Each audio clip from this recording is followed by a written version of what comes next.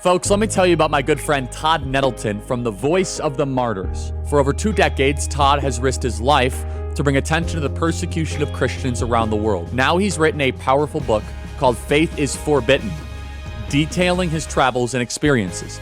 As a special gift to my listeners, you can get a free copy of this incredible book by simply clicking the link in the description below or call 844-464-3043.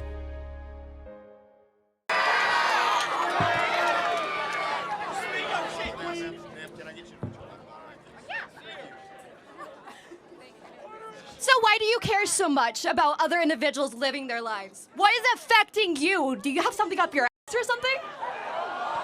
Well, I could throw that right back at you. Why do you care so much about what I have to say? Because you're affecting other people's rights. You're taking away people's choices. You are hurting people. Read the Constitution. What rights am I taking away exactly? You're trying to take away gender-affirming care for individuals. You are affecting abortion rights. You are hurting people. Got it. So what is a woman? What is a woman? It's what people identify as. It's a gender. Sex is different. Sex is different from gender. So, can anyone be a woman? Yes. At what point do you know you're looking at a woman? Doesn't matter when you are looking at a woman. You don't have to look at a woman and immediately tell. Can you tell looking at a baby what gender they are without looking at their privates? Tell me that. Sometimes. Sometimes. What about that baby is different? But hold on. By the time they're 6 months old, you can actually tell a young boy tends to gravitate more towards balls and remotes. That's because it's gender affirming. That is convincing individuals at a young age. You are socializing, putting them in situations where they want certain different things. Let's look at... Thank you. So, let's say you were a little kid and your parents taught you to like pink. Let's actually look back in time. Pink actually used to be a male color instead of blue. Actually, in the 1920s. So you say that I'm here to take people's rights away. Yes. That is your main contention. Yes, because right. You are affecting the LGBT. You are affecting women's rights. If I was pregnant, oh wait, let's go back to this. Abortion is anything. If I had a cyst on my uterus, that would be considered an abortion. No, it's not. Yes, it is. No, it's not. Yes, it is. Look at anything that is evolving the uterus. Well, no. In order for it to be an abortion, it must be a human life. No. Anything that Yes. is evolving the uterus and you have to get rid of it, it is considered abortion. No, that's Yes, not how it is. that's not how it works. So again, you say I'm here to take rights away. Yes. Do you agree life is a right? I feel like if it's a clump of cells, then it's not alive. No. But let's go back. Do you think every human being has a right to life? Depending on how many weeks, but let's hold on. Who's trying to take rights away? I want to protect the rights of all human beings. You call them a clump of cells. Who's trying to take rights away exactly? So when is it a human being in your mind? When is it a human being in your mind? You chose to have sex. Well, it's not even on my mind. Human development objectively begins at conception. At conception. So even if I had a miscarriage, what are you going to say about that? It's a tragedy. It's a tragedy? Yes. Okay, then let's talk about, what if it's affecting the woman or anybody who is pregnant in this situation? What if they're going to die and they have to get an abortion? That's the only way they're going to live. Are they going to be over? Well, hold on. Just so we're clear, that's only a couple thousand cases a year. No. And so, yes, it is. Have you seen how many individuals have already died because they haven't been able to get abortion care? Abortion in the life of the mother can be put aside as something that needs to be considered. However, it's not always necessary. But let's talk about the main thing, because there's over 1.5 million abortions every single year that don't involve rape, incest, or life of the mother. Yeah, 1.5 million. Yes, But let's just ask you a very simple question. They all chose to have sex. When does human life begin? When does human life, in my personal opinion, is going to start around the second trimester, a little more farther along. But let's get to this. Most individuals that are having abortions are going to be mothers that cannot afford it. They usually have already 2 to 3 kids and a lot of time. So it's acceptable to be able to murder your young if all of a sudden you don't have the money to support them. That you can murder your offspring if you're poor. So in the first couple weeks, even though it's still not fully developed, doesn't even have a heartbeat, doesn't even have brain Development activity. does not equal dignity. A human being is a human being regardless of the process of development that it is in, period. And so who's trying to take rights away? I actually want more human beings to Then be born. why are you affecting LGBT? Well, hold on. We're talking. Let me finish on abortion. I want more human lives, which, by the way, hilariously, would be more women would be born, because the right to life is paramount. You're trying to take rights away because you're okay with the massacring of little humans. Back to LGBT. It's been going throughout history, though. Abortion has been a big thing for a long time, and it affects people, and it hurts people. So has murder and slavery and child sacrifice. That is completely different. No, it is murder. Okay, so let me ask you a question then. Define what is murder. What is murder? Are you going to be talking about first-degree murder, like homicide, like going and having the intent to kill? Having the intent to kill somebody, but I'm just saying a clump of cells is, yeah, but a clump of cells is different. Hold on, time out. If it's a clump of cells, what species is it? What species is it? Yes.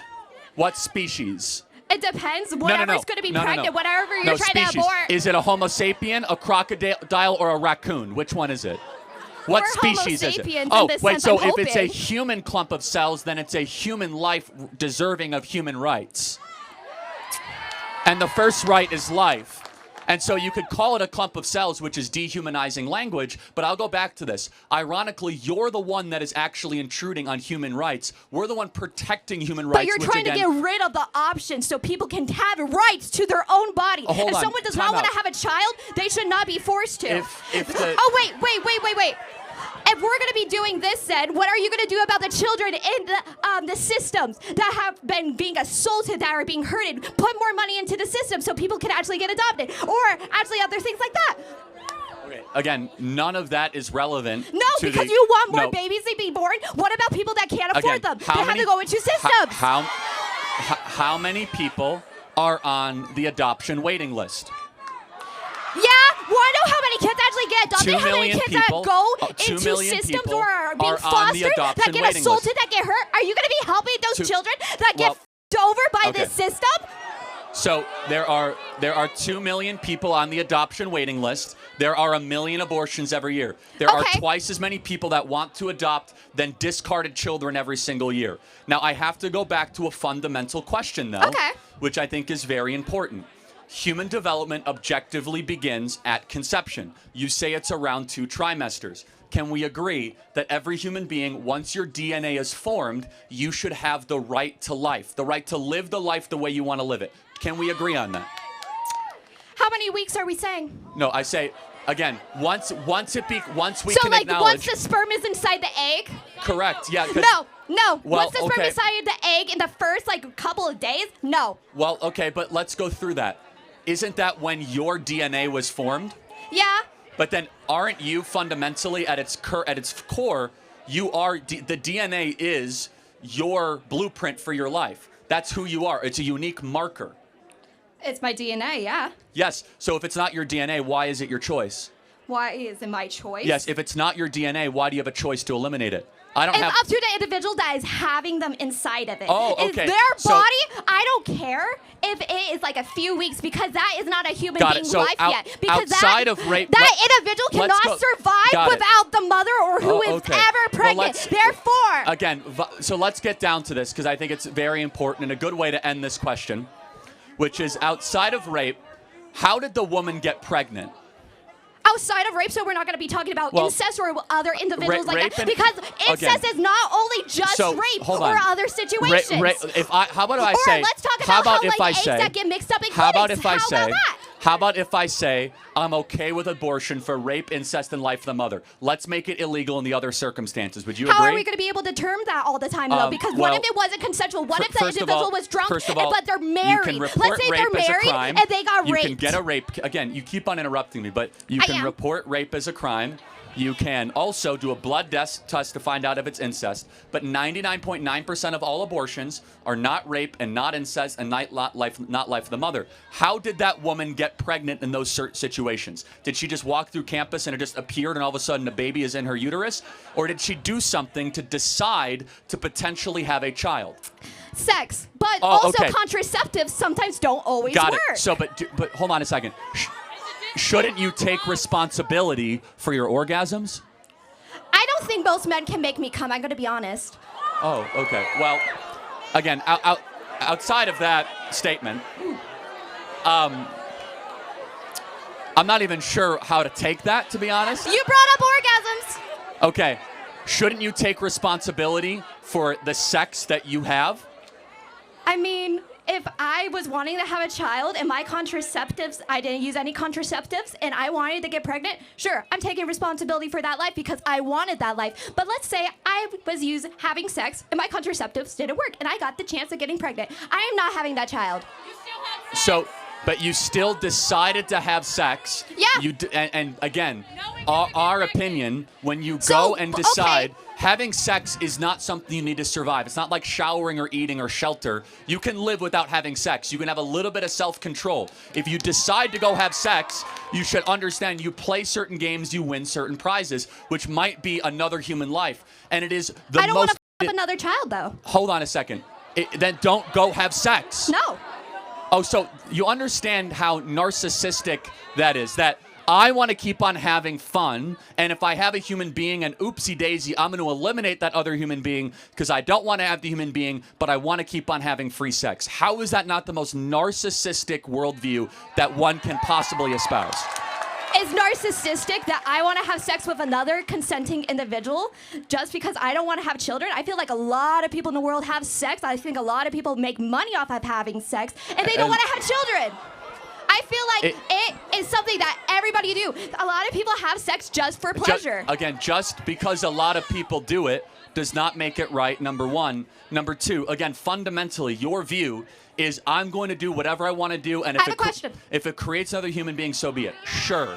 Do you have sex just to have a baby every single time then?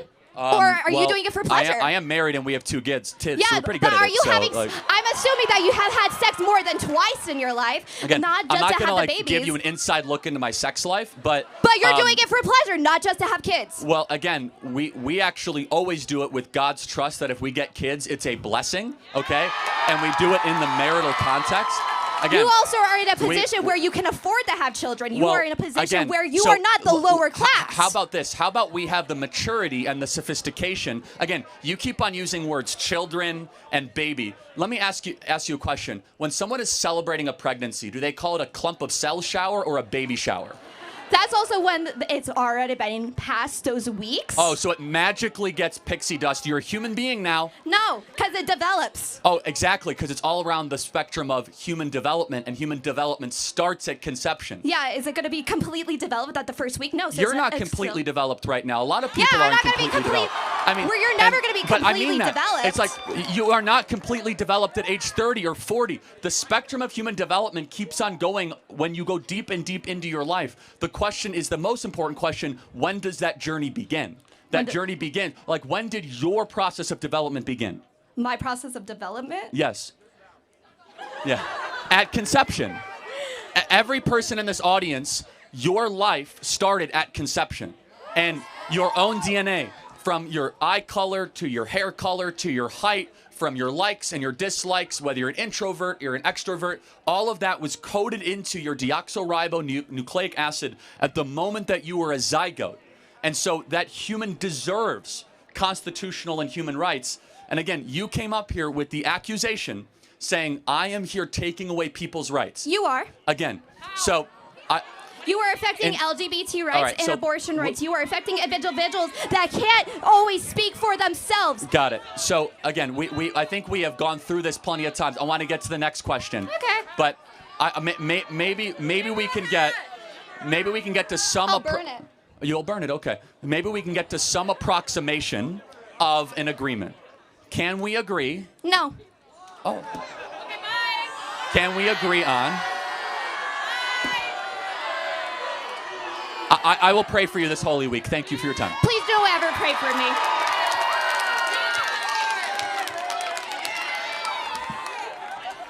All right. Very lively campus here at Boise State. Oh my God, I love it. It's good stuff. Disagreements can go to the front of the line or whomever wants. Yeah, anyone? We got some other?